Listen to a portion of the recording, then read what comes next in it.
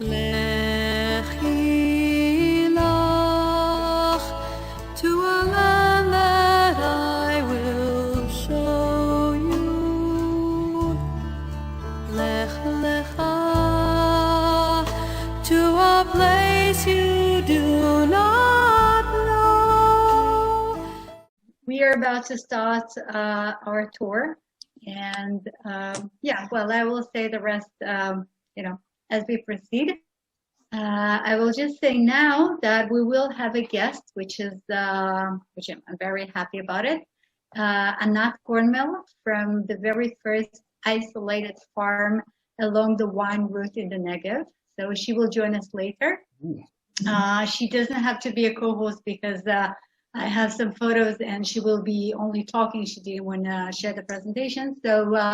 So that's it. So at some point, if you will see that Daniel Cornmel is joining us, so that's Anat, and then she will be our guest and speaker, and she will be sharing her experience about the isolated farm.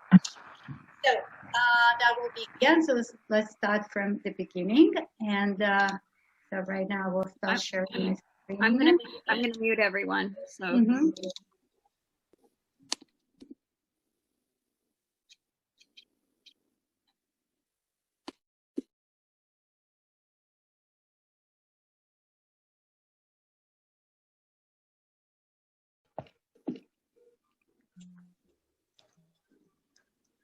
I was muted. Okay, I'm not muted. Right. Well, that happens. Yes, very good. So welcome to the Best of the Negev Desert Part 2 with Julie and Newman, and here we start. So first of all, it doesn't want to move. Okay, that happens. Okay. So, as I was thinking about this presentation and as I was, preparing the presentation, so I thought that I am very personally connected to the Negev Desert. I'm very personally connected to the desert in general, and just love it, for being so isolated and calm and clean and pure, and nothing disturbs you in a way. So if you actually think about it, the three monotheistic religions were born in the desert, or were developed in the desert, were very much influenced by the desert. So, if you think of Moses and Mount Sinai, which is somewhere in the middle of the Sinai desert, if you think of Christianity, the first Christian monks who dwelled in the desert, so to be able to focus on their relationship with God. If you think of Islam, who was actually born in the middle of the Saudi Arabian desert, they were all in the desert and came from the desert. And that's probably because this is the only place where you can actually connect to God and feel that commitment, that connection, and that freedom in the same time. So I decided to start with one of the this is one of my favorite songs, and I think this is one of the best songs ever in Hebrew in Israel. It is called Shira HaBedui.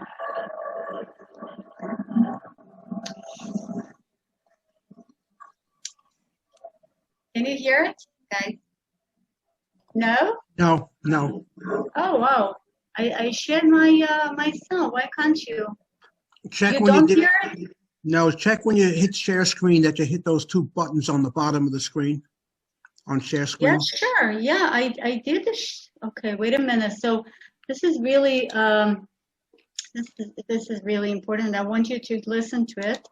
So once again, share sound. Okay. Yeah, that's it. Share screen. Okay. No. No. Wait, it's not on yet. Share audio. He is sharing audio. Yeah, I am. I'm definitely sharing audio. Let's try again. Yes. So this is called the Bedouin Love Song, and it's sang by David Broza and Yael Levi. And that's about the desert and freedom. I've played the words before. We will be back to them, but just listen for a minute.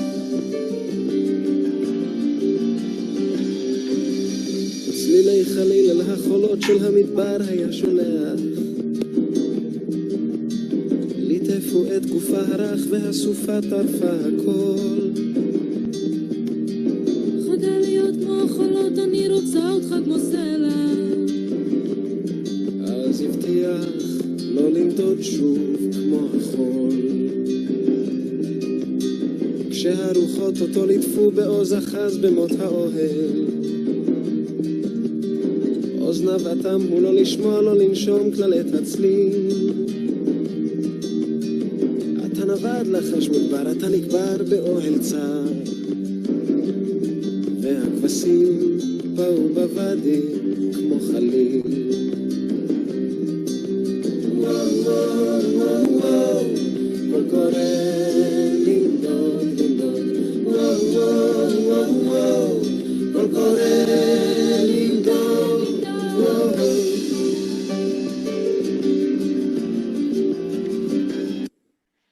Okay, and so it goes on and on. I really love this song.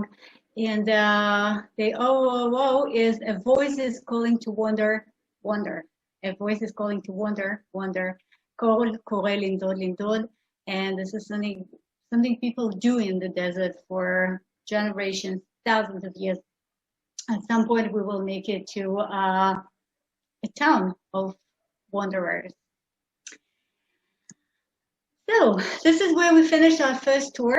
Do you recognize? This is the tomb of Ben Gurion, right? And let's start a second tour. So let's do it. By the way, just before we actually start the tour, this is something I don't think any of you saw before. Probably not. This is something we sometimes call the eye of the devil, even though it's not the official name of the structure, but you can see why we call it so. You see this impossible bright light on top of this huge, enormous stick. And this is something which is now seen from basically over the Negev desert as soon as you pass Beersheba towards the south.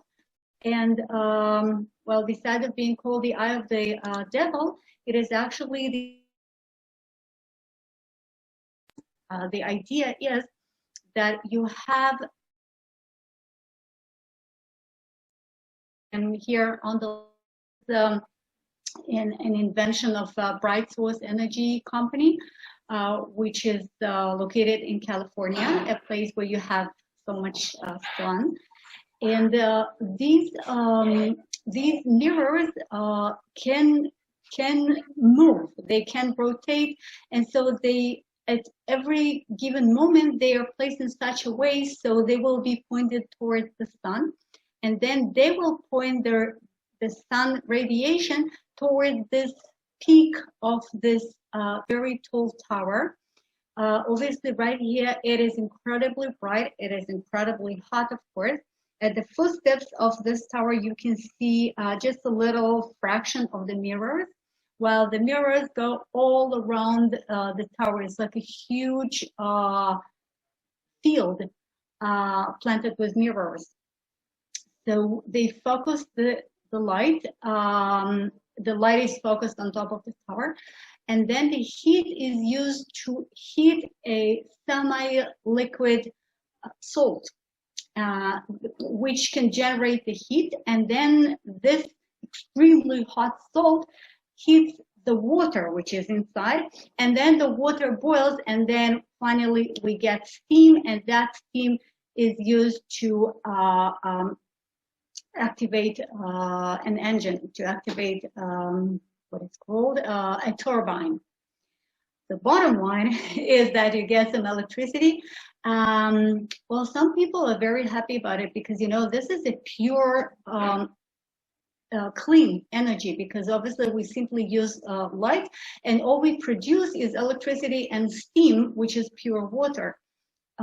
So this is the advantage. The disadvantage is that I have no idea whatsoever how could people in the nearby kibbutz Ashelim and kibbutz Tlalim and quite a few other communities, how can they possibly live literally like at the bottom of this tower, and you can't look at it, you know, it is so bright, it affects you as long as there is light, and that's most of the time in the desert. So it is a clean energy, but I think that would drive me crazy.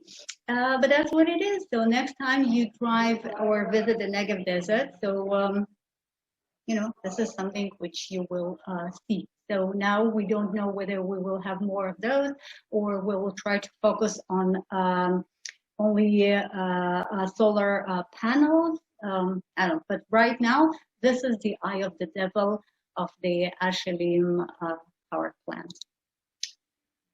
And well, now back, this is something we saw on our way. And now we just started driving downhill from Ben Gurion's tomb. And now we're looking at this beautiful, amazing, bare, plain, perfect Sin Valley, which is the very heart of the Negev desert. This photo is taken facing the east. So far there in the fog, this is where the Arava Valley is. So left is north and right is south. And on the other side of the Arava Valley, you can maybe see something which looks like a cloud, but actually these are the mounts, the Edom mounts, which are on the other side of the border in Jordan. And you can also see something which looks like, you know, a snake, maybe sort of a dark snake. Okay, this dark snake is actually the dry riverbed of the Sin riverbed, which is dry, of course, and only, you know, every now and then we have heavy rainfall, and then we have a little bit of water which flows all the way down east into the Arava Valley and finally into the Red Sea. So this is the Sin Valley, and here on the right, this is the plateau of Dat. So we are standing over there. We just looked to the east, and now this is my car, by the way. And now I want you to see all around you, okay? We slowly, gently move to the left. You can hear the wind. And now, okay, we will keep driving down this road in a minute. And now right in front of you, you can see another road and dark patch around it. This is where the Ein of Dat spring is located, and this dark patch is actually the vegetation which is formed by this tiny little stream of water. And once again, you can see Ramat of Dat and the snake of the Sin Valley. And finally, now we look directly north.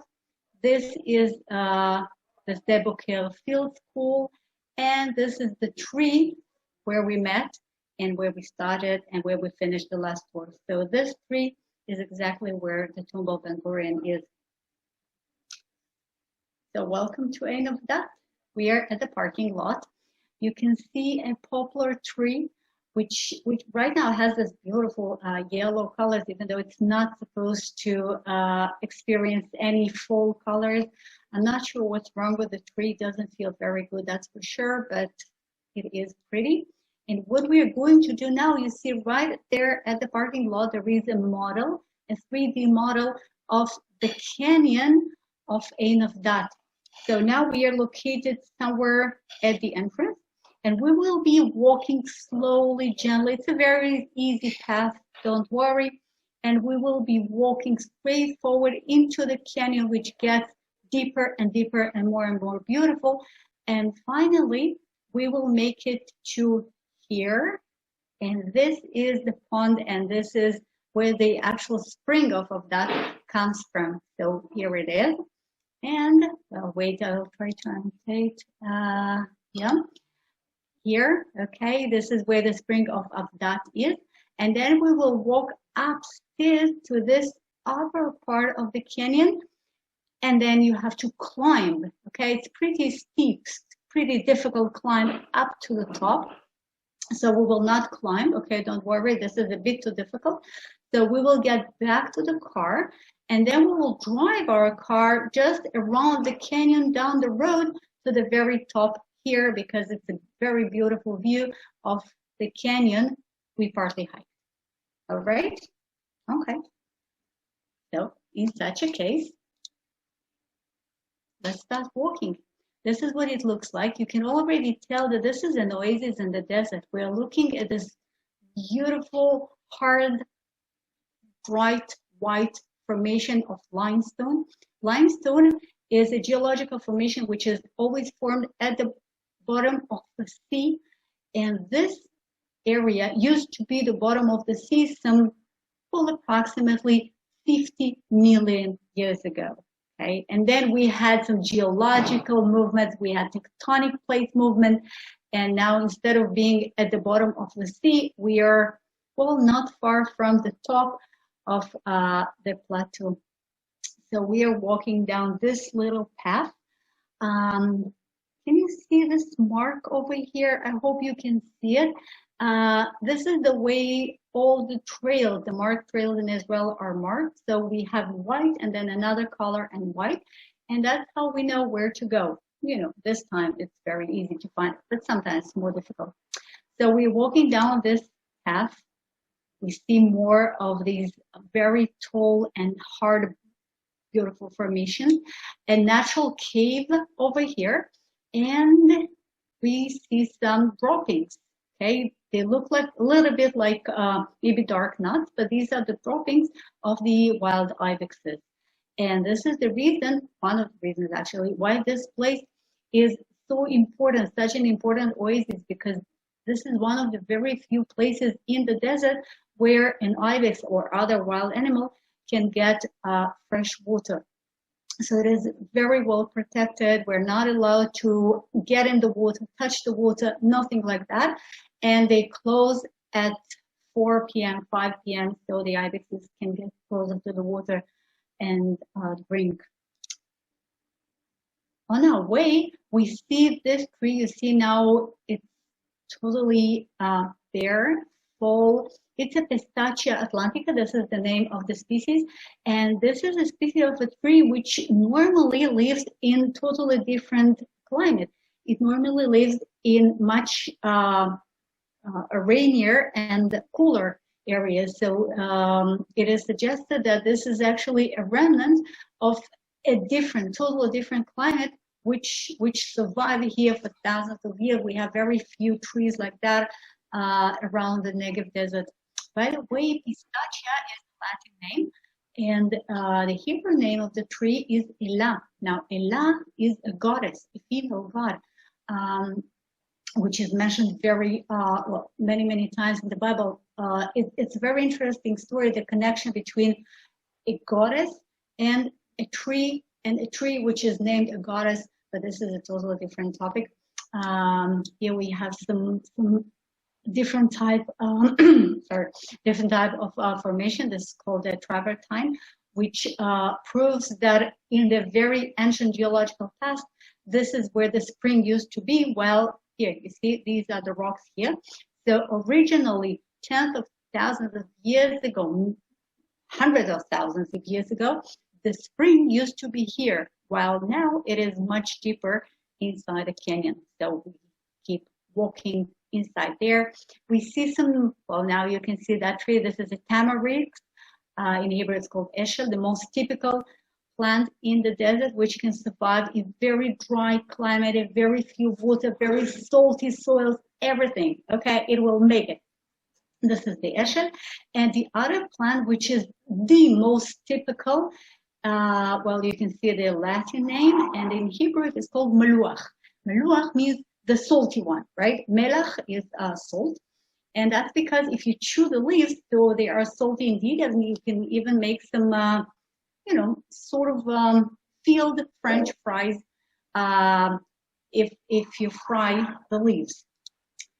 And this is Noam when he was 11 months old, okay? And this is Ido, this is my husband, when he was much younger. And this is the first time Noam tries meluach. I'm not sure this is the same plant, but this is the same area, okay? It happened in Avdat, and he still loves meluach. And we keep walking. You can see the strata, you can see the layers of the limestone which were formed during the geological period. And you can see that this period with the brighter rock is a bit different in terms of climate and amount of organic material from the other one. You can actually, this is an open book for studying geology. And here, this is a vulture which actually nests up here, okay? It's very hard to spot the nest, but it is here, and this is a vulture, a free-flying vulture, which is pretty rare to find in the Negev desert, so we were very happy to see it. I hope you are. And this is the National Parks Authority intervention. I mean, originally, the water would just flow straight forward from the spring into the Tin Valley, but the National Park Authority wanted to make a bigger pond for us visitors to enjoy, and so they built this little dam here where I'm sitting.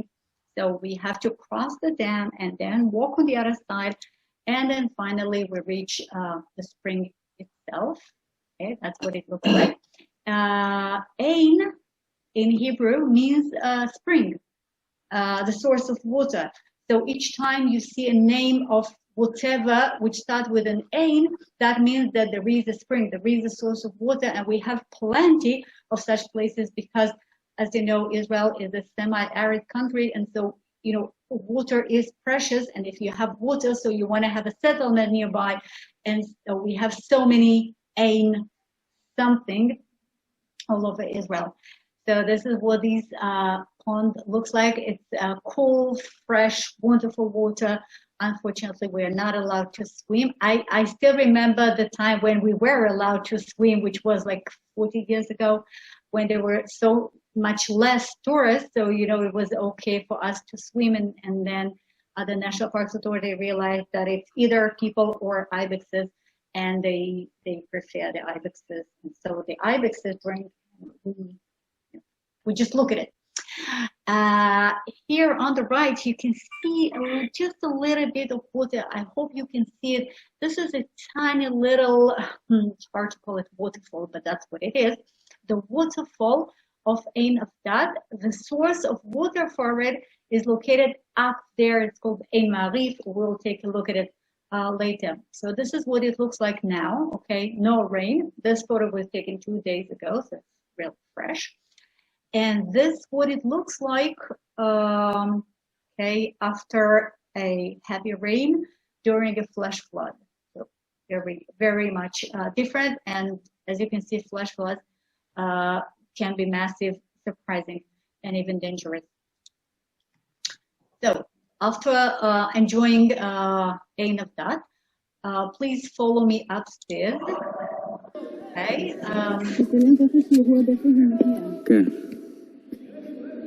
That's wrong. Okay. And we walk upstairs. We can use these metal bars if you're not sure about your equilibrium. And these stairs bring us to this upper part of Ein Avdad, which is up here. Okay. And from here, we can see this beautiful deep canyon. We were here, down here, just a few minutes ago, looking at this waterfall here, and now we are up here, and what we are going to do now is to walk straight forward, and then, if you feel like it, you can start climbing upstairs. There is a ladder up here because you want to be at the very top of the plateau. So as I promised, we're not doing it, but let's just take a look, okay? I'm on my way now towards these stairs and straight forward. Beautiful view over there. And look, there is an opening here. There is something which looks like a cave. Let's take a closer look. That's what it looks like. And actually, these are caves. There are quite a few more caves. We don't see them from here, which were used by the monks. Remember, I've mentioned the monks before. Those early Christians who escaped towns, escaped authorities, who wanted to be pure and close to God. So during hundreds of years, these caves near En Gedi Spring were inhabited by monks. You know, you are isolated, you have water. It's perfect. So let's take another look and let's get upstairs, back to the car or upstairs. whatever. Now we're on the other side, on top of the canyon. You can see a small structure on the left here, which had to do with the same Byzantine period monks in the caves. That was a tiny little church up here for them. And this is the canyon of Ein of Dat. So now we're looking north, and the tomb of Ben Gurion is somewhere up there in front of us. Few more beautiful desert views. This is a Ma'arif up here, and these are the steep stairs we decided not to take. Here is the ladder. Okay, you're not, by the way, the National Parks Authority, normally there's so many people visiting Ein of Dat, so they don't let you use the stairs downstairs. You can only do the upstairs, and that's it, because otherwise you will have, clash of hikers.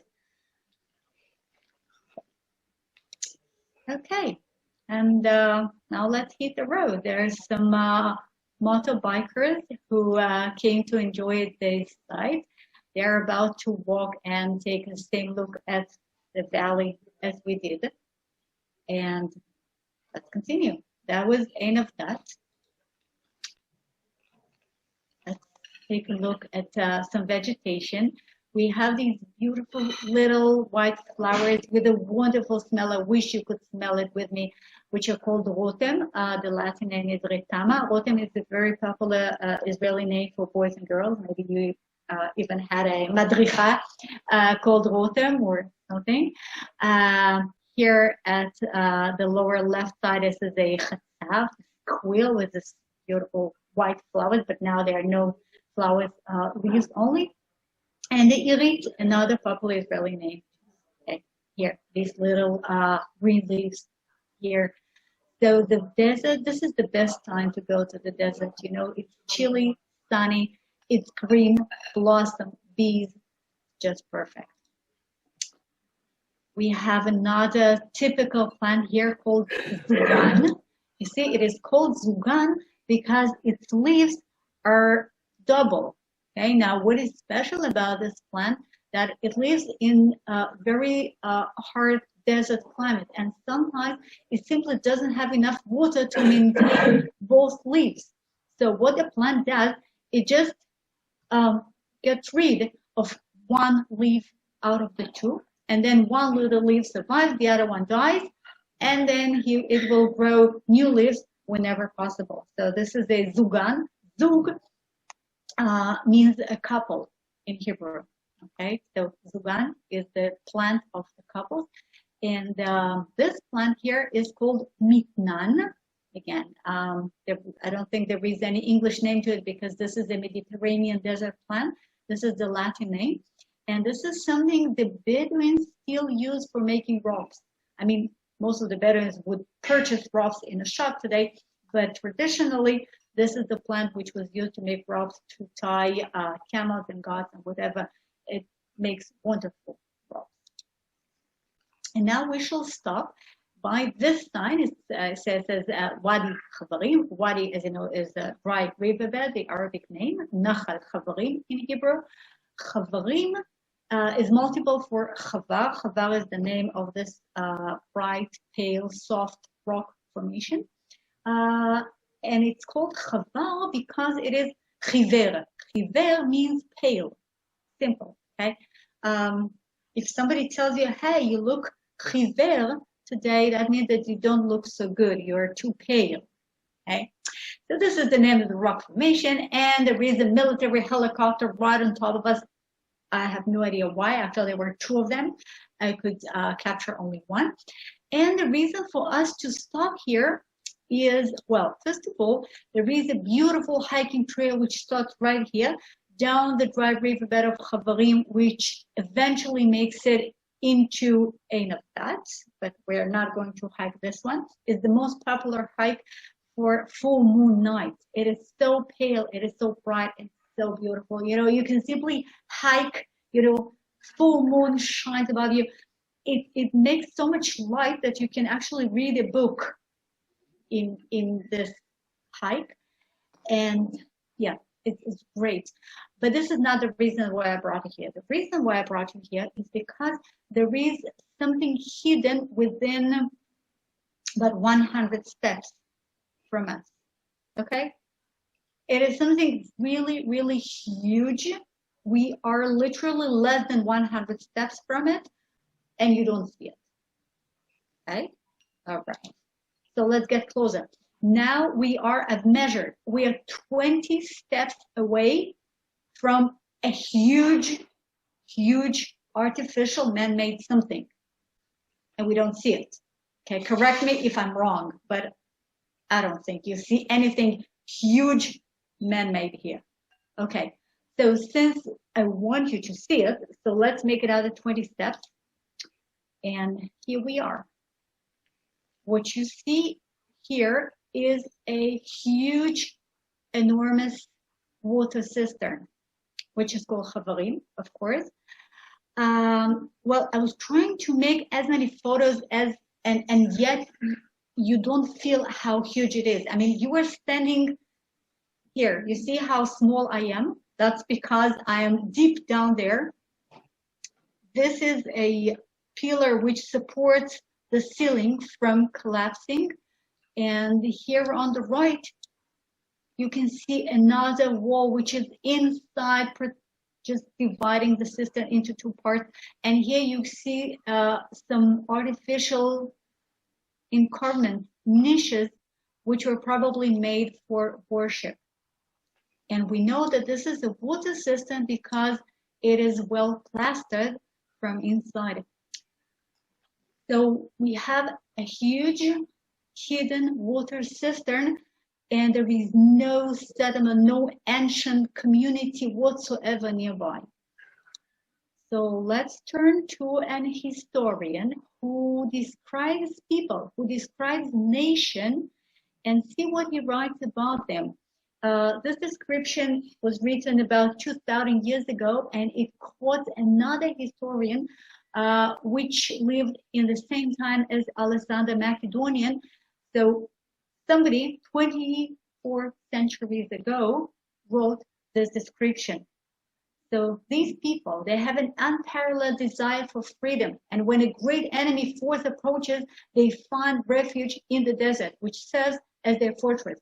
Because the desert has no water in it, and there is no one but them who can pass through it. For no one had prepared underground cisterns coated with plaster. And therefore, to them alone, it gives security. So as we look at this huge plastered cistern hidden in the desert, you know, we automatically think about these people who have the unparalleled desire for freedom. So let's just keep them in mind, and we will get to them shortly. Welcome to Avdat. This is one of the towns of these people who started as nomadic tribes. This is Avdat. This is the hill on top of which the town of Avdat is located. And this is a caravan, well, man-made metal caravan, which welcomes you as you approach the town. Avdat is a Nabatean town which started as a Nabatean stop along the spiced routes. The Nabateans are the people who are described by the historian. I just mentioned he has such a long name that I will not bother even telling it to you. These were the people who literally tamed the desert, and they managed to cross the desert, bringing the spices and herbs all the way from the southern end of Saudi Arabia. And some herbs, like cinnamon here, like cardamom, were brought all the way from India, from Pakistan, from the Far East.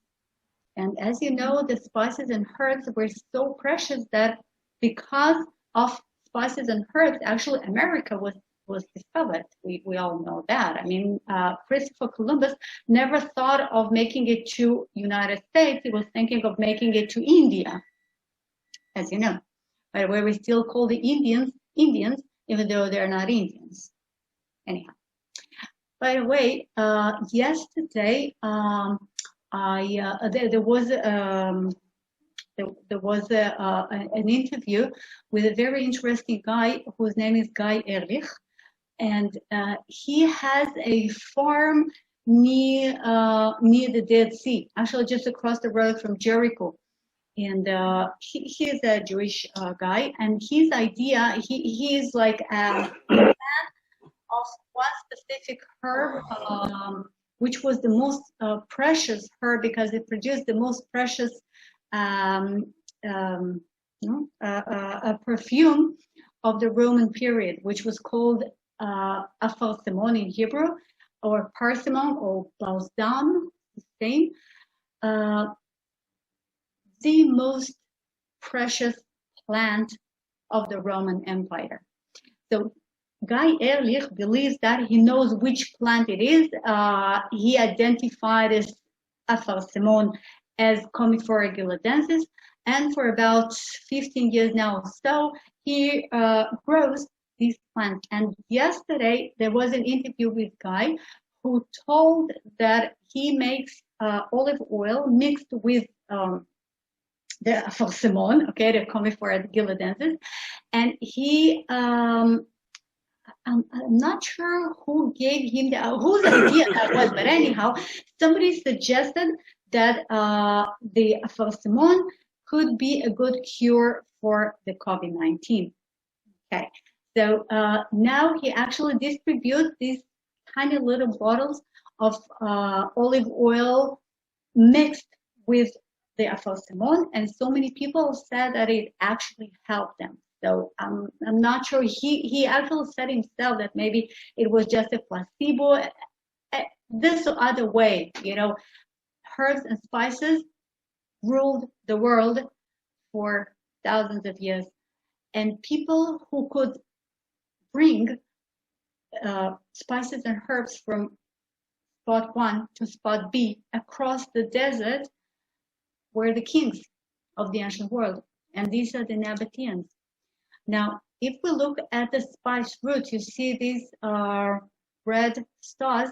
They identify the centers of trade along the spice route. So we have a center in southern India. We have the center in India, border with Pakistan today. The Indians and others would sail and bring the spices from the Far East to here. This is Aden and Yemen and Khatzer Mavet. This is a place mentioned in the Bible.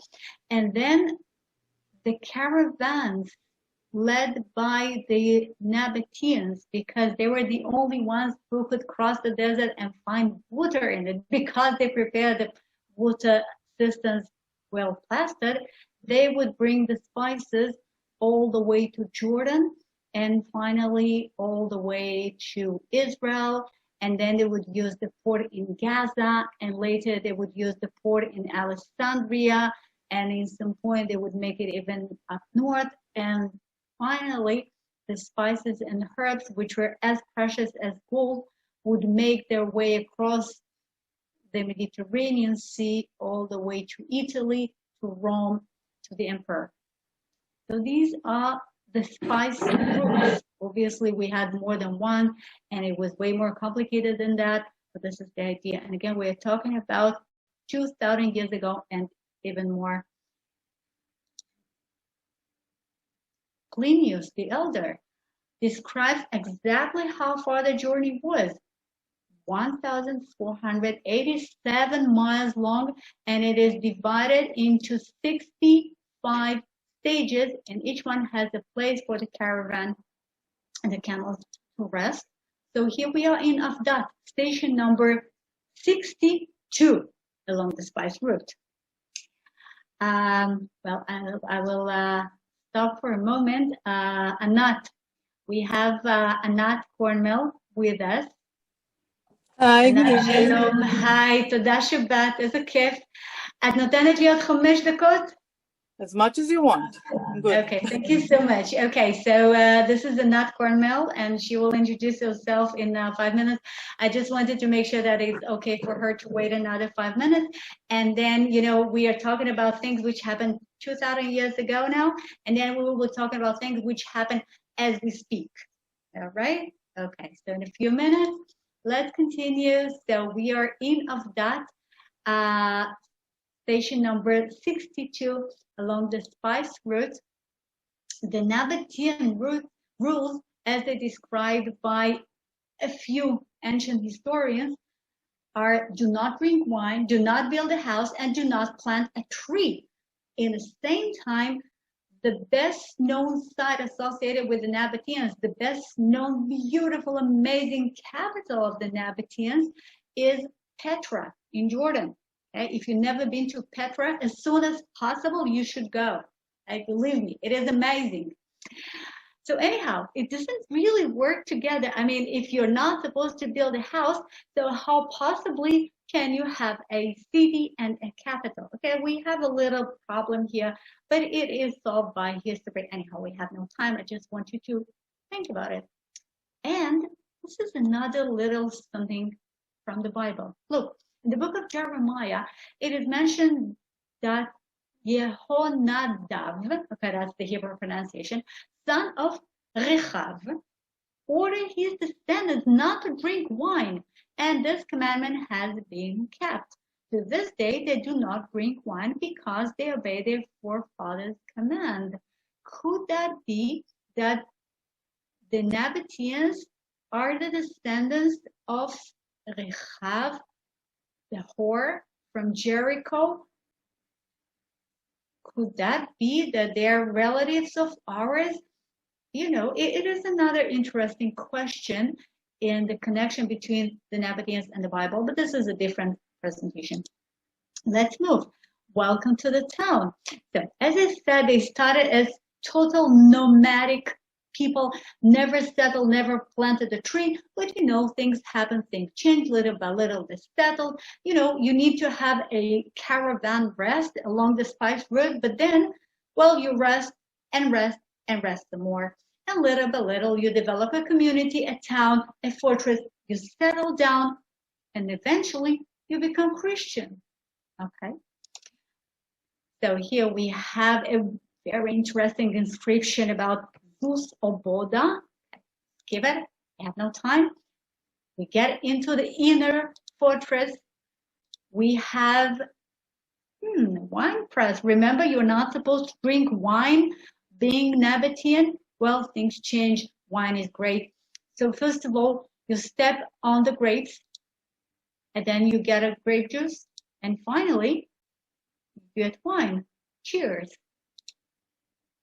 Now, this is the most famous spot. This is like a must visit for any Jew. And if you've been to Avdat, I'm pretty sure you remember this door. If you don't recognize, so there is a door here, and there is a little board here on the right down there, okay?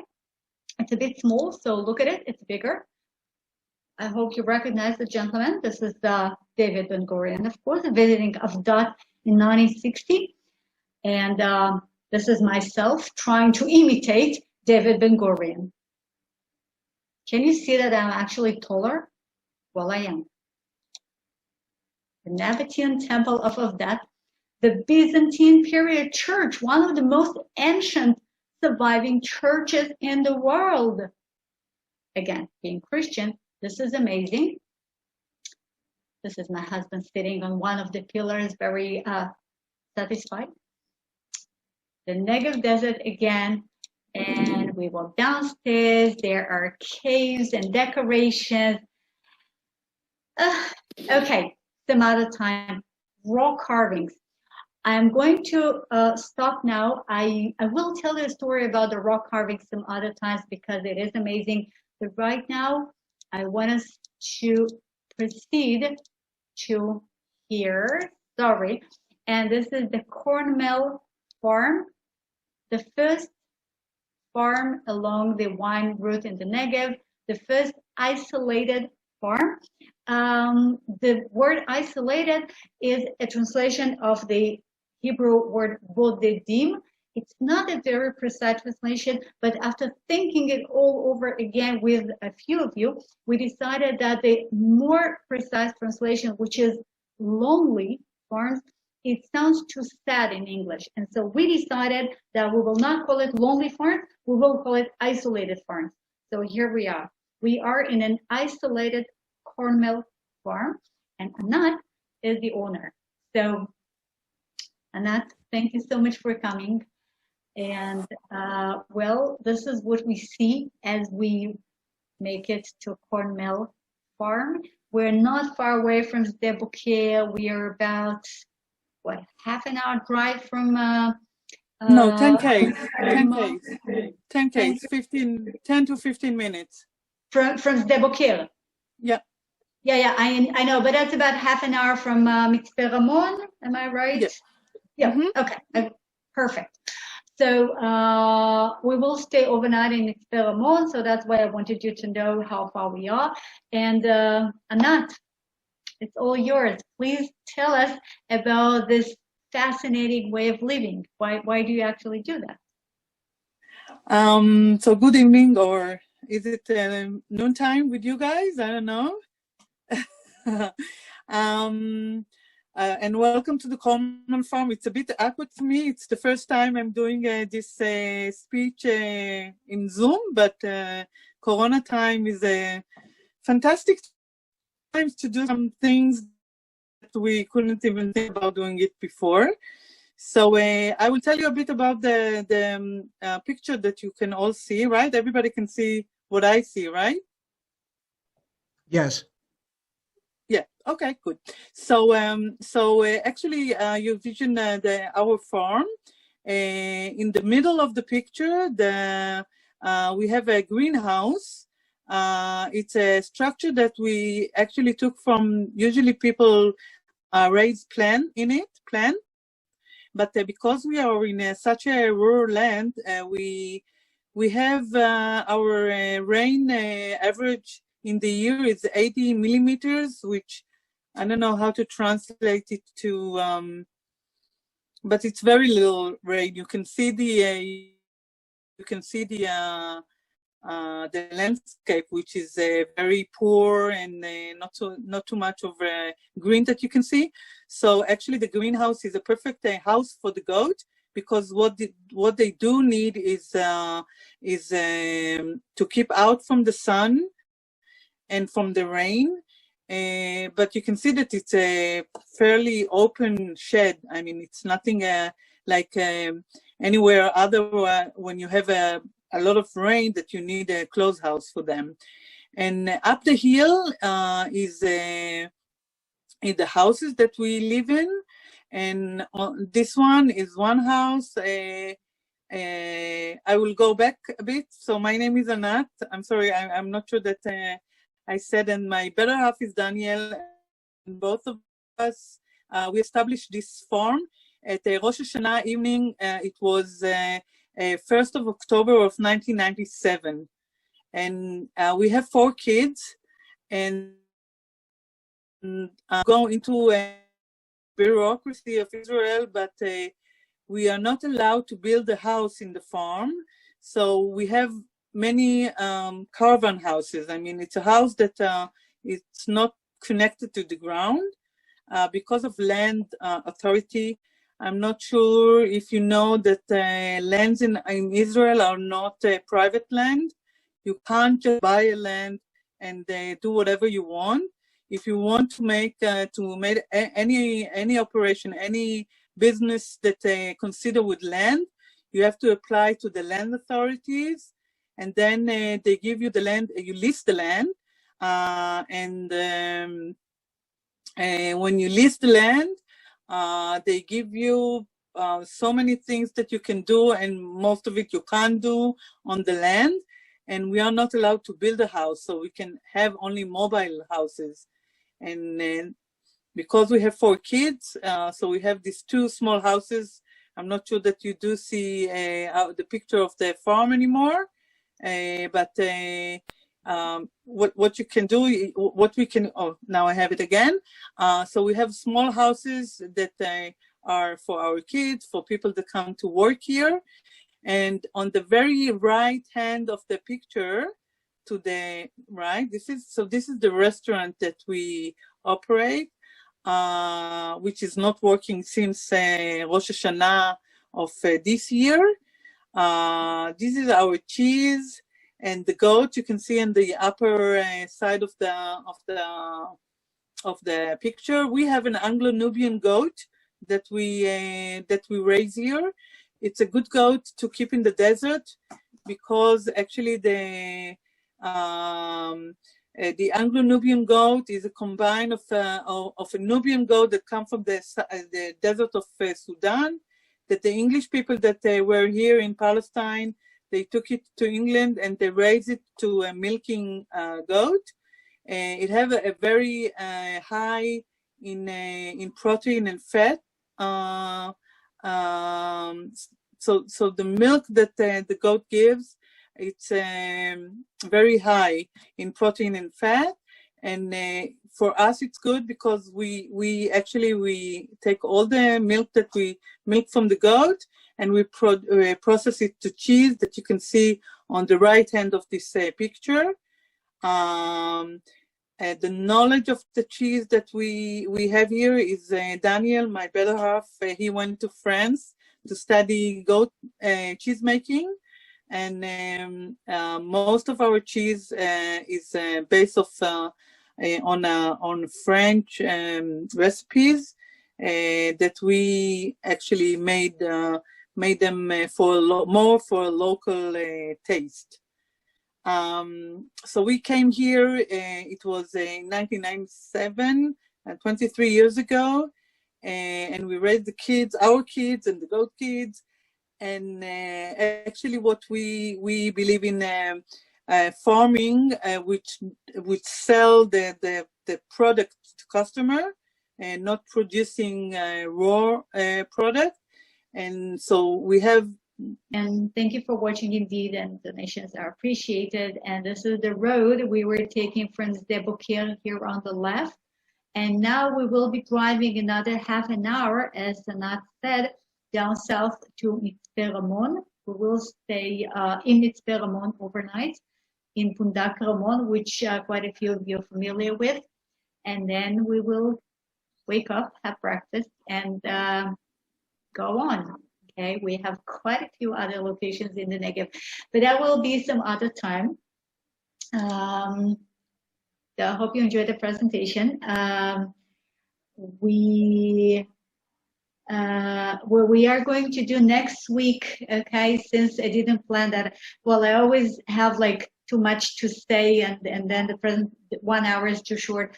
So some other time, probably during March, we will have another tour of the Negev Desert, if you agree. And next week, we have a presentation by Ami Baran about sports in Israel, focused on softball, focused on women in sports. Okay. And then we will have a Christian-oriented tour. We will be following the footsteps of Jesus around the Galilee, which is beautiful green blossom anemones, churches, Sea of Galilee, beautiful area. So that's all I have to say about next week. The sports presentation is sponsored by Newman next week. Oh, this is great. No, this is great. not. It's not. Oh, it's not. It's not. Oh, why not? That's the program on February 23rd. It is an education program that's going to be. Sorry, I had it wrong. Co-presented. Oh, that's it, PT. We're going to talk about women throwing balls, running around. Why don't they join us? Well, okay. Well, it's exclusive, so not far enough in advance. Yeah. Okay, so we will wait for them for the next time. So, ladies and gentlemen, thank you for joining me, and I hope you enjoyed it. And next time we will have no guests because, you know, it's priests and, you know, no. It will be just me.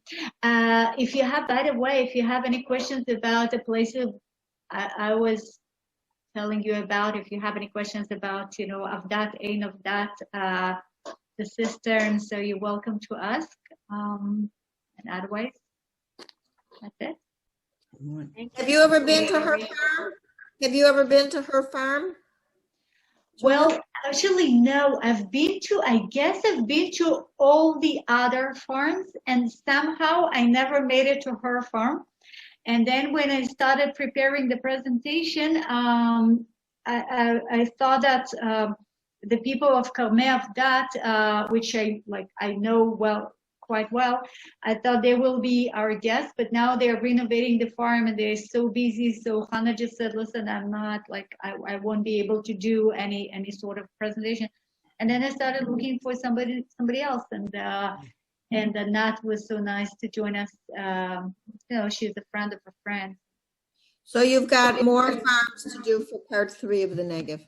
Oh yeah, of course. Wine farms too. I've been to some of those wine farms. Right. Yeah. Well, next time we will be going to Karmei Dat. I don't know if Hannah will join us, but I just wanted you to be able to listen to a person who chose. It is so normal in the States, in Australia, in Norway, to live in like an isolated farm, one family. It's very normal. But in Israel, as you know, we are so community-oriented society. So to live as one family is so weird. I mean, they do live like 15-minute drive from the next family, but this is a lot in Israel. So I wanted you to be exposed to this way of life. Julia, there's one farm, wow, I have nothing else on. One farm I went to in that area where all they tell you in terms of how to find it, and there is a huge fork and a huge spoon and a huge knife off the side of the road, and that's where you make a right. They have cheese there and goats. Do you know what this is? Mm-hmm. No. Apparently, no. To make a right at the silverware. It's huge. It was very good. I don't remember what it's called, and I can't find it again. So, all right. Well, apparently the knife and fork and so on are not there any longer. There is one farm where you have to take a ride, and they have very good cheese indeed. It's called Naot.